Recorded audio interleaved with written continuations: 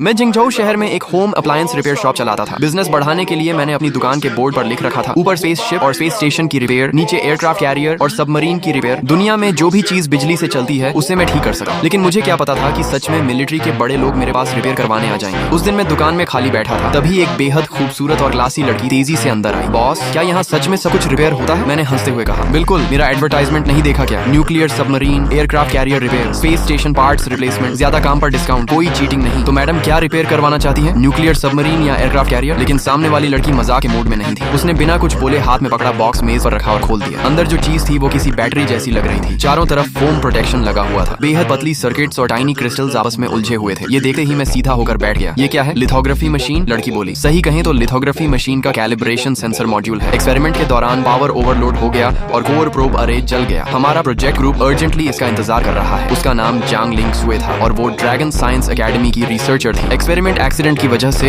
Equipment damage हो गया था और पूरा प्रोजेक्ट रुक गया था। देश की कई प्रोफेशनल इंस्टीट्यूशन साफ बोल चुकी थी कि शॉर्ट टाइम में इसे रिपेयर करना इम्पॉसिबल है। मजबूरी में वो मेरी छोटी सी रिपेयर शॉप में किस्मत आजमाने आई थी। मैंने कहा, मैडम कहीं गलत जगह तो नहीं आ गई? ये होम अप्लायंस रिपेयर शॉप है, शायद बगल वाली हार्डवेयर शॉप ट्राई कर लो। जांग लिंग शुए ने मेरी तरफ ऐसे देखा जैसे मैं बिल्कुल गंवार हूँ और उसकी आखिरी उम्मीद भी टूट गई। उसने लंबी सांस ली, बॉक्स उठाया और जाने लगा। आखिर जब देश की प्रोफेशनल इंस्टीट्यूशंस ही रिपेयर नहीं करवाई तो एक होम अप्लायंस रिपेयर वाला क्या कर लेगा? लेकिन तभी मैंने मजाक छोड़ दिया। 6 महीने पहले मैं इस दुनिया में ट्रांसमाइग्रेट होकर आया था। इस रिपेयर शॉप का मालिक बना और मुझे वायरलेस रिपेयर सिस्टम भी मिला। इन महीनों में मैंने कई अजीब चीजें देखी, लेकिन इतनी वैल्यूएबल चीज पहली बार मिली थी। लिथोग्राफी मशीन जैसी हाईटेक चीज तो जैकपॉट है। मैंने मॉड्यूल देकर कहा, ये C7 मॉडल लिथोग्राफी मशीन है ना? जांग लिंग शुए तुरंत रुके। तुम्हें मॉडल कैसे पता? मैंने पूछा। इम्पैक्ट पीक वैल्यू कितनी थी? कितने नैनो सेकंड्स तक चली? प्रोब अरे के अलावा और कुछ डैमेज हुआ? जांग लिंग शुए की सांसें रुक गई। उसे यकीन नहीं हो रहा था कि एक होम अप्लायंस रिपेयर वाला इतने प्रोफेशनल सवाल पूछ सकता है। ये सारी जानकारी टॉप सीक्रेट थी। उसने कहा, पीक वैल्यू नॉर्मल पावर से 15 गुना थी। इम्पैक्ट टाइम लगभग 3 से 5 नैनो सेकंड और बाकी कंपोनेंट सेल्फ चेक में नॉर्मल है। मैंने सिर हिलाया। रिपेयर हो जाएगा लेकिन सस्ता नहीं पड़ेगा। वो तुरंत बोली, पैसे की चिंता मत करो, बस रिपेयर कर दो, मैं तुरंत फंडिंग अप्लाई कर दूंगी। मैंने मुस्कुराकर 5 उंगलियां दिखाई। वो दांत भींच कर बोली, ठीक है 5 मिलियन ही सही। मैं हैरान होकर बोला, तुम सोच क्या रही हो? 5 मिलियन नहीं, 500 युएन। बार्गेन नहीं होगा? तुम्हारी चीज रिपेयर करने में बिजली बहुत लगती है। जांग लिंग शुए पूरी तरह शॉक हो गई। उसे लगा उसकी पूरी दुनिया उलट गई। उसने तुरंत फोन निकाला और पेमेंट कर दी। Payment receive 500 UN. मैं मुस्कुराया, गोल्डन पैडेड ग्लव्स पहने, मेज पर साफ सफेद कपड़ा बिछाया और मॉड्यूल को सावधानी से बाहर निकाला। तभी मेरे सामने सिस्टम इंफॉर्मेशन आ गई। Repairable item detected, C7 lithography machine calibration module, damage level 88%, repair plan analysed. मैंने डस्टी शेल्फ से एक मिलिट्री ग्रीन बॉक्स निकाला। बॉक्स खुलते ही जांग लिंग शुए की आंखें फटी रह गईं। ये सब क्या है? उसे लगा था मेरे पास कोई सीक्रेट हाईटेक वेपन होगा, लेकिन अंदर थे एक अजीब मॉडिफाइड सोल्डरिंग आयरन, एक नॉर्मल हीट गन और बाकी टूल्स तो ऐसे लग रहे थे जैसे किचन मिक्सर या गार्बेज से उठाए गए जंक हों। वो घबराकर बोली,